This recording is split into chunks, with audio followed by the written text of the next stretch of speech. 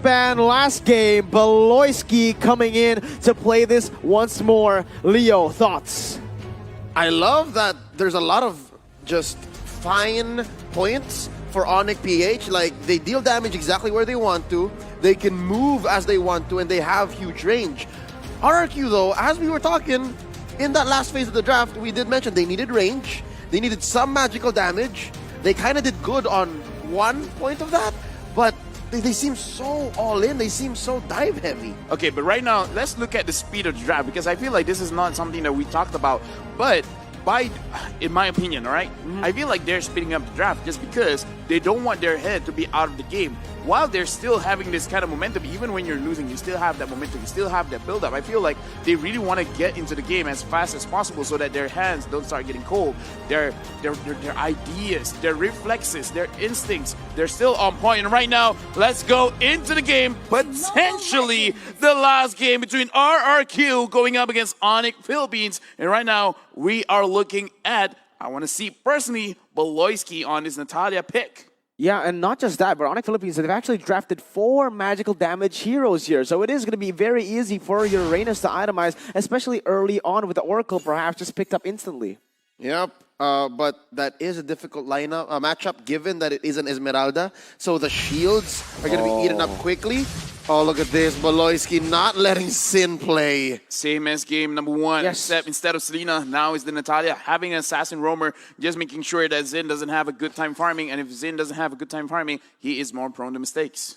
Very prone to mistakes. You know, mistakes, they don't even need Jin to make a mistake. All they need to do is zone him completely and he won't even be a part of the game. He won't even come to the team fights because if he's that behind, there's nothing they can do. Again, Beloyski already making his way to the top side. Vin will be able to catch him in his tracks. But again, the damage has been done. The Skufra will not be able to roam anywhere except for that top side to give Sin some room to play. I have an interesting thesis statement, and I'm not sure if it's going to pan out well in the duration of this match. I think picking up the Kufra here for Vin later on in the draft is a clear, I don't know, preemptive counter to the Natalia. In the late game, when things get a little hairy, it's a good way to block the softies on the side of RRQ Hoshi. It's not there yet, but having picked it up before the Natalia showed up is a great way to kind of stop that even before it showed up. Because again, RRQ Hoshi, coach actually knows that Beloyski has this. So maybe, just maybe, that was there to make it a hard stop.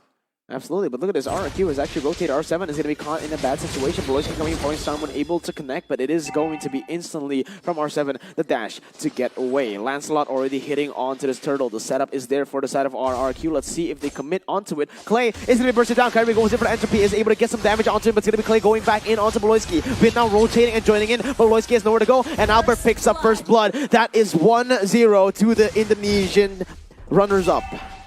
Yeah, right now, this is, well, again, Natalia, it doesn't mind. She's okay if she dies on early on because that's not a part of her deal. She's not going to farm. She's just going to really make sure that the side of RRQ Hoshi, everyone is accounted for. She knows where everyone is.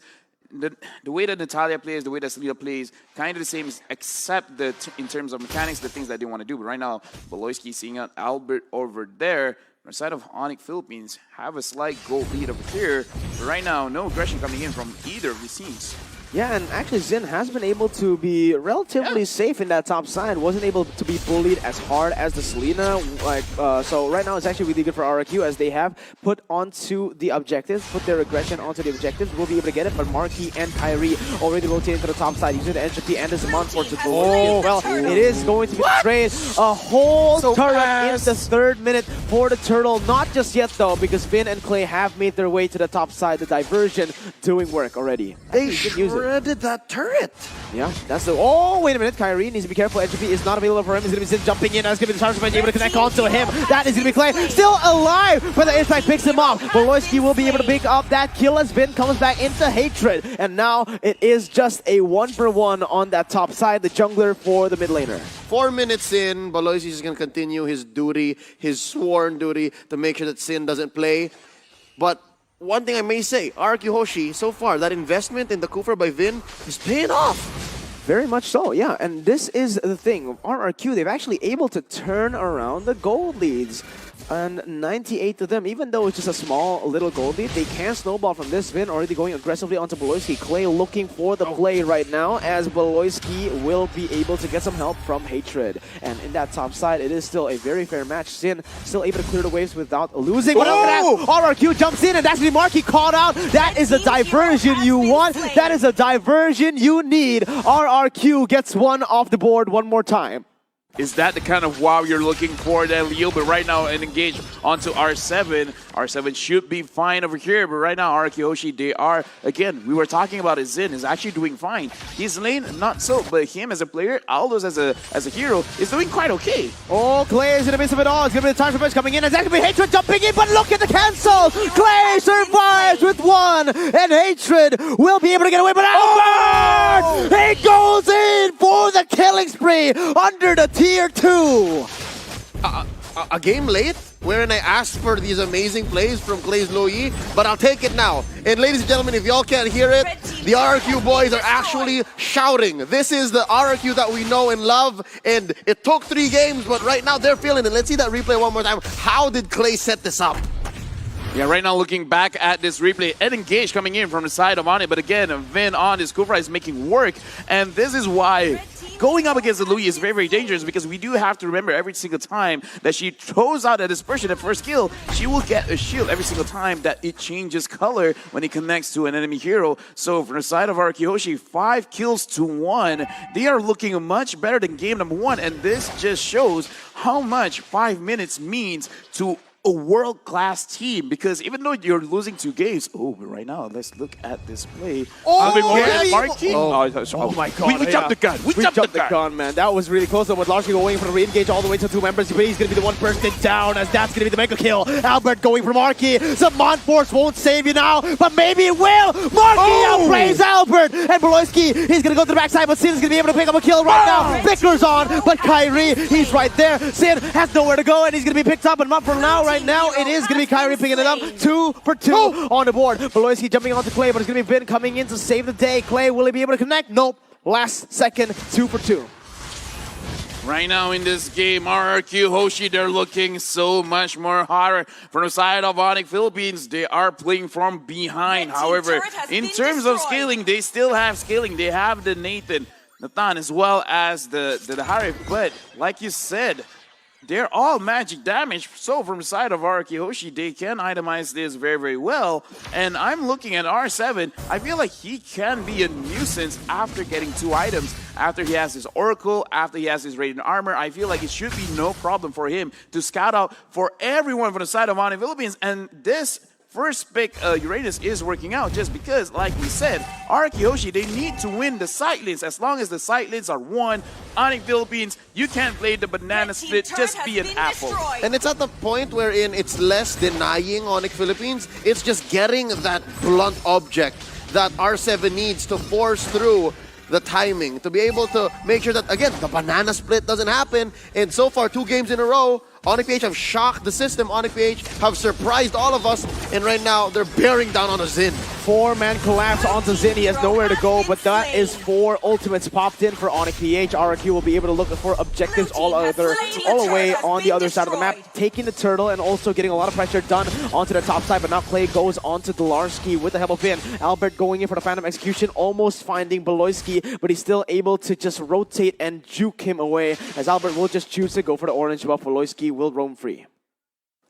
Right now, Onyx Philippines, a little bit low in terms of goal. I'm looking at Kyrie on this Nathan. When can he actually make the plays? And it's actually very difficult because, again, he's fighting against Albert on this Lancelot, who's going to help him peel away when this Aldous is going to go crazy in the backlines. And I'm not too sure. Leo, do you have thoughts on this? Yeah, that's a fair assessment, and that is a legitimate question to ask, because Onyx PH, it looks like they're all offense, no defense. They need to play from ahead here, and they need to catch catch RQ Hoshi off guard. But so far, in this 9-minute game, 8 minutes, 40 seconds, it seems to have been the other way around. Clay gets blasted just like that. Beautiful play by Beloyski right there, but he's going to get picked off instantly just by one Thorn Rose, but it is worth it for Onyx. That is a roamer for the price of their mid laner. Onyx Philippines now still on the board, 8-5 with 2 turrets onto their name. There's the question again.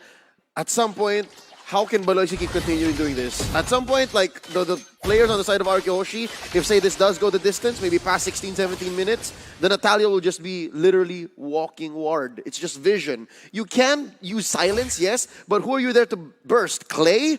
Vin's gonna be on you, and then everyone else will be able to just weave through your softies like Kyrie and Marky. So yeah, maybe Delarski. That is one solid answer. Maybe Delarski, but he should be dealing with R7. So again, that's checkmate almost. RQ Hoshi just gonna try to outplay. Look at this. Oh, look at that. Vin goes in for the Sands Revenge. He's going to be Zin joining in the team fight right now, but no collapse just as of now. No commitment from RRQ. They saw Hatred, but very, very well timed recall there will be able to ensure his safety. RRQ now looks for the turret in the mid lane. Unfortunately, will not commit to it. Vindo will be able to spot Beloyski in that bush. He finally notices the patterns in which how Beloyski plays, and it might be detrimental to this game. Yeah, I think Philippines, they are playing a very risky draft because they have a very tight window of executing their win condition. But right now, again, on the Philippines, they are good. Right now, I'm looking at them. If they can pull off a Na'Vi, looking like they're about to lose, making RQ Hoshi go into their own base, win a couple of team fights, and then capitalizing that by pushing all the way through, try to get a lot in terms of the... Onyx. Okay, Onyx, there we go. Oh, but look at Zin. He's actually really playing this well. He's buying so much time right now, and he's going to be able to jump back onto Kyrie, looking for some kills on the board, but he's going to be bursted instantly right here with a diversion pop. It is going to be the Loyi trying to claim something here, maybe even try to stop the trades from happening, but RRQ, they're going to simply just take the trade. You put all your resources to the bottom side, we're going to go for the Lord, and that is the Lord taken. Now, items up and ready. Looking at the itemization right now, Marky is looking pretty strong. I feel like he should really focus on getting the concentrated energy, but right now, Delarski going forward, not getting anything. Hatred on this. Pharsa, only 1 death so far. Oh, let's see. Oh, Albert almost gets one-shotted by the side of Onyx Philippines, but Vin is going to go for the re-engage onto Delarski. R7 gets bursted down, but that is what he wants. Just wasting the abilities, the resources from Onyx Philippines onto him as he gets some pressure on that top side. RRQ needs to rebuild right now. The Lord was slain so fast. Beautiful. This is shades of game 2, wherein clearly RQ Hoshi were in control and Onyx PH found an out. But this is way worse now. This is serious business. RQ Hoshi presenting such a threat. They've been finding Onyx PH more and more now with those diversions from Clay. So they're using their learnings from game number 2, going into game number 3. And so far, the weird first phase of their draft is paying off because it seems to be the right amount of just sustain and peel for Onyx PH to think, can we commit this kind of gameplay? Can we keep trading this way? Because eventually, Sin's gonna catch up. This is what they were lacking from their lineup in game number 2. Oh man, this is just the battle of macro at this point. But Onyx Philippines, with this draft, they have very good high ground. Natan, Harith, and that Pharsa with the help of the front line of Esmeralda. It is a huge threat at this point. 4,500 gold lead for RRQ, but does it mean a lot? Right now, I'm looking at Onyx Philippines, and the reason why I'm a little bit worried is they do not have this comeback mechanic on their side. At least it's not easily acceptable. Right now, Beloyski, he's going to get targeted out. He's going to go down, and this is the problem. No one can deal with the damage coming out from RQ Hoshi. Yeah, let's see what happens here. It is going to be the Thorn Rose used up by Albert, taking Kyrie, forcing him to use the entropy as they keep on pushing in that top side. Meanwhile, Zin, he has been just rolling. Look, they've given him the orange buff and the purple buff. He's fully stacking it in right now, and the later the game goes, the harder this guy will hit. Yeah, and the thing is, Albert's been taking Kyrie's buff, so, you know, he doesn't mind. It's like, Kyrie, can I have this? And well, never mind, Kyrie. You don't have a choice. Yeah, it's more for RQ Hoshi. And can I just say how perfect the hero is for the situation right now for Zin? He's the kind of player that gets in your head. And the fact that he just pops the Contract Fate, and you're like, oh, where's he going? Where's he going? And then he just comes in such a monster. He's going to wreck you with one punch. Essentially, that's what he does. And I love that now he's found that again. See, this is what he's doing. He's looking. He's looking. Yeah, he is looking, man. Just that, honestly, the pressure alone after popping that ultimate, you can see everyone on the map. You want to go for something, and Onyx, they instantly just group up. They're like, oh, all right, you're ulting. We need to group up. We need to stop doing this. But again, very good defense. If they group up, then it's going to be the low Yi. So whether you're alone, whether you're grouping up, Araki Hoshi has your number. And yeah, Araki Hoshi looks like this could be checkmate. Maybe, man, but honestly, the high ground is going to play a huge factor here for Onyx Philippines. They have all these heroes that are just so good at wave clear. RRQ will always be needing, always relying on the Lord if they want to go for some siege. Look at this. Baloyski going to walk right into Vin again and R7. It's so hard to be Baloyski right now. He's sitting at 2-5-2. The only real thing he can hope for is to get an execute done good, and nothing here is good for him. Look, it's difficult. Oh, he actually baited a lot of ultimates there. 3, actually 5 ultimates. All of them using the ultimate marquee, dashing in with the Zaman Force, unable to get anything, as that is literally the best moment to waste something on. It is 2 seconds left until the Enhanced Lord comes in, and RRQ, they want to set up for it. But look at how they're positioning themselves. They're actually not positioning themselves for the Lord. They put their focus onto the purple buff first, not giving Onyx a chance to come back to take any of their resources. But the thing is, I don't think Nathan really needs that purple buff as of right now, because what he really needs is just to survive and having enough space for him to hit his superposition, because I believe that he has the damage. Right now, Vin, is he going to engage on Delarski? Yeah, he is. He's going to go in, and that's going to be a lot of damage placed onto him, but instant disengage from RRQ. No commitment. They know that Xin has that bottom side of the map controlled, so all they need to do is wait. They don't need to take any of the crazy risks that they have taken to get to this lead. So far, Onyx PH, they understand the dynamic between them and Araki Hoshi. They know that they have their backs against the wall. They know that they cannot force out anything. And instead, they decide that they are going to go for the defense here, concede the Lord second time in this 15-minute bout, giving Araki Hoshi about an 8K gold lead. Oh, let's see what happens. Oh, where Baloyski gets picked off, and this might be huge. This might be the time for RRQ to keep on going into the enemy base. Maybe even look for some crazy engages with a diversion. Crazy pickoffs all across the board. What do you think? That's all they do, and that's all they've been doing. They don't even need to, honestly. Araki Hoshi, sometimes the random Onyx PH member, like let's say Baloyski or Delarski, will walk in and get picked off. They can do that. They can afford to do that. And then now Sin, I think Sin is ready. Sin has built up a solid arsenal.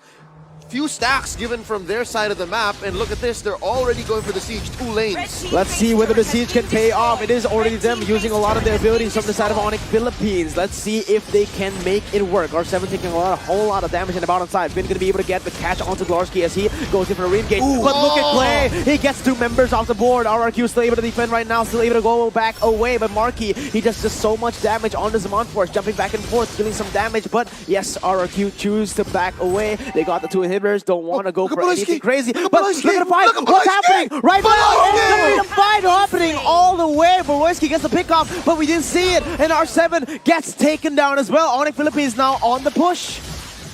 That was a Natalia play. You didn't see that, right? No, not at all. Natalia. Not at all. Yeah. It was a sleight of hand. It was distraction play.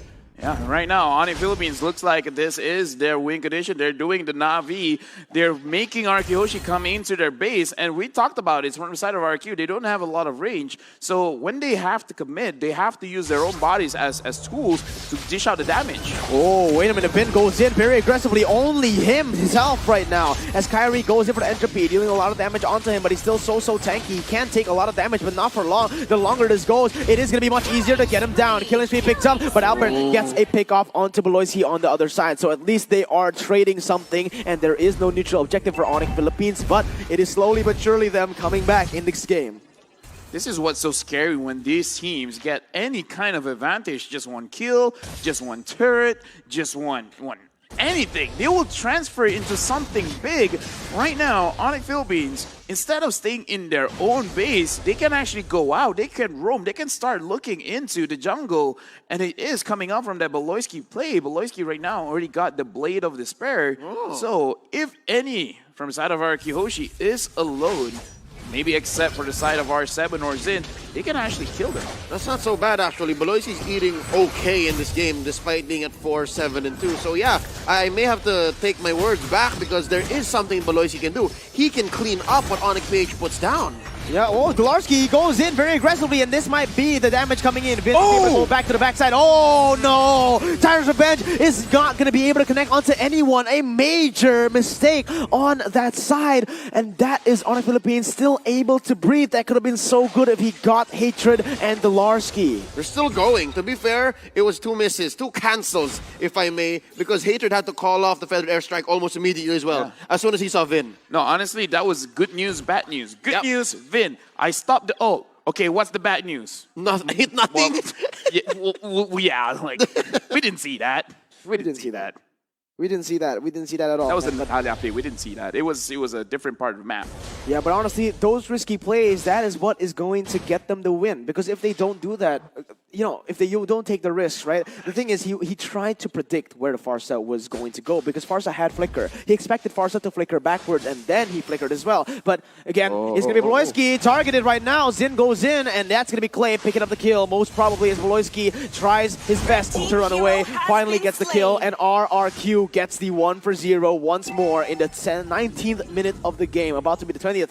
Albert starts this Lord, and RRQ will have full pressure, maybe not even a contest from the side of Onyx. So far, still 2 Lords on the side of RRQ Hoshi, and the gold is shrank. It's 6K. The point I was trying to make was, I don't know why Beloyski tried to go on Zin. I don't know why he tried to cut the wave.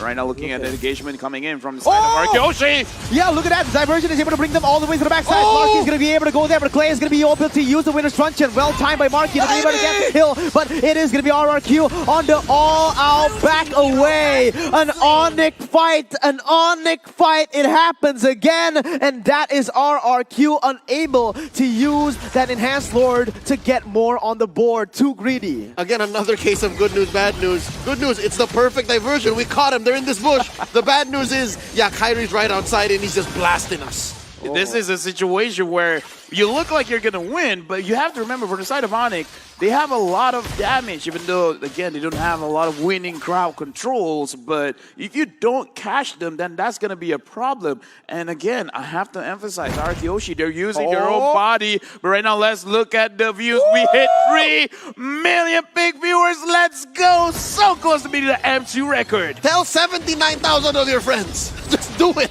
No, the thing is, guys, it's PH Pride, it's Indo Pride, but in the end, it's Mobile Legends Pride. Everyone work together right now. It's time to tell everyone you know to watch this match because this is peak Mobile Legends from Onyx Philippines and RRQ Hoshi. Let's break that record because guess what? We have some prizes waiting for all of you. Yeah, and this is not even the grand finals. Every single time RRQ Hoshi's on, the crowd jumps in. The crowd wants to see them play. And I'm glad that right now, RRQ Hoshi, they are coming in and they're looking strong again. And nothing's going to happen. Because, again, on the side of Onyx Philippines, they're waiting on RRQ Hoshi to jump the gun and for them to actually catch the bullet and then fire back. At this point, the goldie doesn't even matter anymore. Everyone is at full items, right? So it is all going to be coming down to these catches. And Vin has been on point with the Tyrant's Rage, hasn't been on point with the Tyrant's Revenge. We're approaching the point where even the roamers have full items. Yes. Yeah. So yes, the mechanical skill cap is what's going to matter. And Vin jumping right on Dolarski here, not going to mean much because there is a counter engage just waiting to happen. Beautiful Purify by Dolarski to get out of that one. Yeah, right now, again, this is a game where it's a test of nerves. It's a test of patience. Who loses their patience, they're going to show signs of weakness because we are at the 22-minute mark. And again, TikTok timers, they're going to come soon. So none of these players should die right now. Even the roamers, whenever someone dies, it's going to be a four-man for a very, very long time. Yeah, I think it's at the point where TikTok timers are in full swing. As soon as we hit the 25-minute mark is when it starts to go down again and even out. So I think that's what these two teams understand. They're less gung-ho and less just eager to find these engages because they know that even a single death on Vin means that they don't have the peeler, means they don't have the jump, the CC to cancel Hatred's Feathered Airstrike. Same with Onyx PH. They know that Delarski has to have the Purify to have a free go. So that's what this hesitation is all about. That's what this apprehension is dictating. You know, there's a good and bad in the inhibitor turrets being taken down. The good thing is that you're always going to have those lanes pushed in, right? So Onyx Philippines, basically, they're getting free farm every single time. But the bad thing is RRQ can keep on building these slow pushes very, very easily. Look, it's going to be a 2.5 wave in that bottom side. Look at how it's going. 2 cannons and even 1 more coming down. So it's going to be really hard for Onyx to be keep on micromanaging these waves. It's almost impossible to do that, especially considering that they have very strong side laners in the late game. Uranus and the Elders who can basically not be killed at this point. It's going to be so hard, especially, again, that damage building again and again for Xin. Yeah, but from inside of RRQ Hoshi, the lack of marksman, the lack of long-range physical damage does make it difficult for them to actually go and end the game. So they do need this Lord. So from the side of Onyx as well as RRQ, this Lord is important. Onyx should not try to contest, but if they somehow make a miracle play, then this is their game to win. Oh, RRQ, they can't take this. They need to go for the setup once again. They can't just go for crazy fights all across the board. Delarski has the Purify. They do not want to re-engage all the way onto Delar. And that's good. They don't use the Time's Revenge. They only use it to zone them away. And the Enhanced Lord once more will be taken by RRQ. Diversion as well on to that top side. They might be looking for Beloyski. Xin! Oh my god! The confidence, the killer instinct coming in when it matters. As him, Beloyski! Oh my god! He jukes RRQ! What was that? But maybe... Whoa. He's gonna get away with it! Beloyski, baby! Oh my god! The greed ghost step. He literally just went through his smoke and deceived 2 members of RRQ Hoshi, 2 of the greatest players who have ever touched this beloved esport. Outplayed by a single man. Genius play by Beloyski. But we're gonna have to see how it happens now. Xin diving to the backside. It's gonna be Delarski picked off instantly off the board right now. Still able to pick up the game, but it's gonna be the side of Beloyski. Even though he's surviving the top side, he is gonna be taken down. And this is not a fight. Marky! He goes over the Savant Force all the way to the backside. Still able to deal some damage with Xin. He's wreaking havoc. Immortality hasn't popped. And this is time for Onyx to look for something. Winter Truncheon has been used by Xin. Is able to come away for now, but it's gonna be Vin looking for the to engage. 72 seconds on the death timers. 25 minutes in, and Onyx PH, they defend the base one more time. Xin for Beloyski, that's worth it.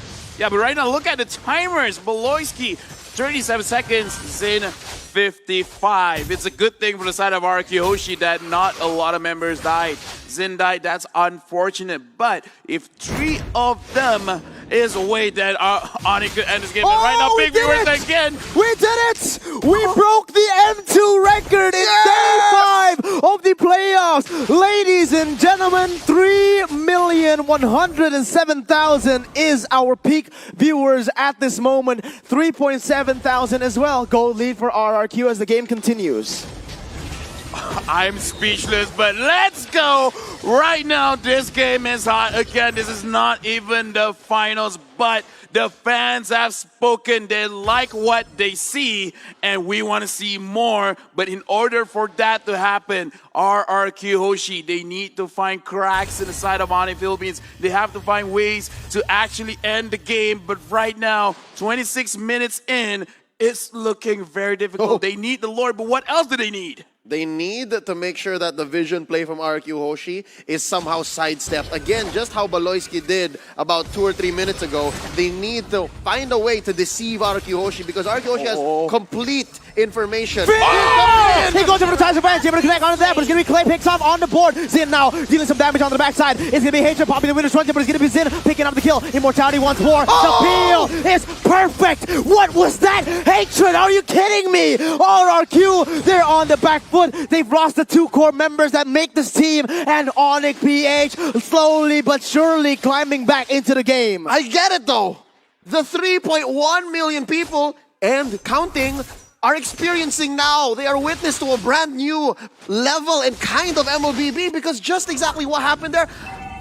there's not enough time to understand and to comprehend because Onyx PH are making their way through the map. This is insane. Onyx Philippines, they might be looking for the end right now. 30 seconds on the death timers. Marky going in. So much damage output for this man. But Vin goes back in with the Tyrant's Rage, able to deal some damage, but it's going to be the bouncing ball right now to get him out. Tyrant's Rage to get these time minutes, these seconds on to the board. But Onyx Philippines, they keep on marching in. And this might be Albert picks off. He's trying to go away, but he's take him down. Onyx Philippines! What time is it? It's Onyx time! And Vin trying to defend, but will they be able to? R7 comes in. The base is going to be targeted right now as Marky keeps on going in, but it's going to be R7 trying to deal. The minions clear. The minions, will he be able to do it? He has done it! What is this? Clay goes back to save the game, but it's not going to be enough. Onyx goes to the semifinals of the upper brackets. Upset after upset after upset, and days into the playoffs, we still have another one.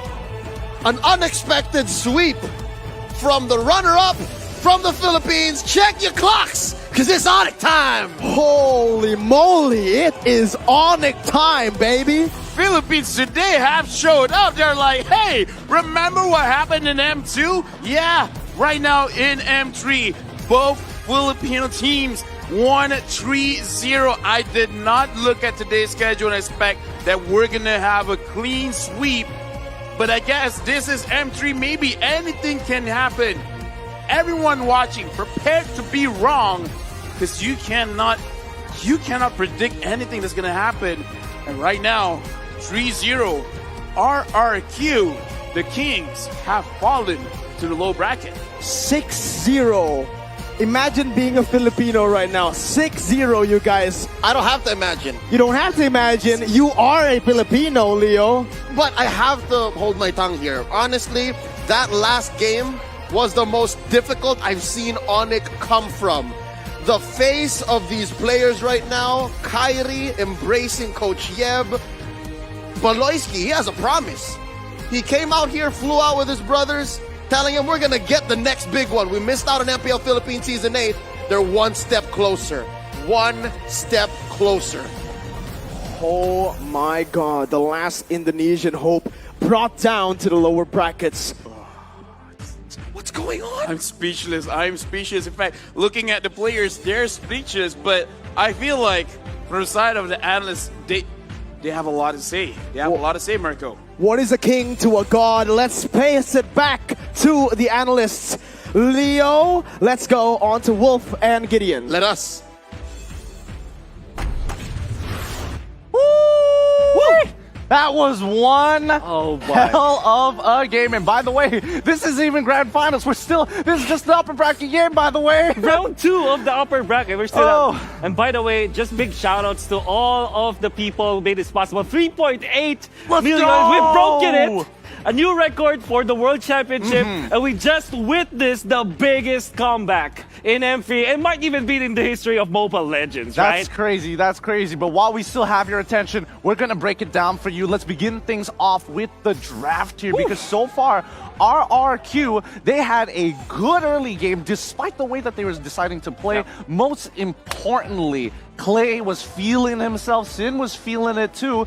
Early to mid-game was so heavily RRQ favored. You know what? I was kind of readying myself for an analysis for the 4th game, wherein I was about to say that maybe they should ban this Louis because it was a problem from the previous games, right? And indeed it was in the early stages. This time, though, Albert was unleashed. And that is really what really helped RRQ secure the early stages of the game. Games 1 and 2, Albert was quite, controlled by both Baloysi as well as Hatred in that mid lane. But this time, Albert was unleashed. And all of the objectives, all of the lords, all of the turrets went in favor of RRQ. In the end, Onyx PH came through. It was crazy. I mean, a 28-minute match, especially when you have Sin playing an Aldous with infinite scaling, he was essentially one-shotting. He was coming to a point where even Dolarski wouldn't be able to handle 2 punches despite building full tank. And that's honestly a really scary thought. The score perfectly 15-15. Yeah, and with all of the items that we can see from RRQ, you see a lot of Radiant Armor. All of them have Athena Shield except from Albert.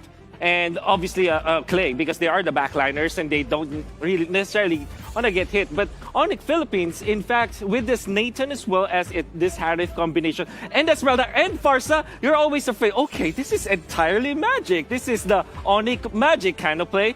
But it wasn't really that factor. Baloyski was a big problem with a 6-10 record. This might be the lowest KDA that can be an MVP. Look, I'm not gonna lie with you. I'm looking at this overall damage. I can't wait to see the damage here because Baloyski, high risk, high reward. In the earlier stages, he was getting caught out. We got to admit it. He was giving those stacks over to Sin, which really helped him propel in towards the mid game. However, a couple of really good plays turned the tides in that latter half of the game.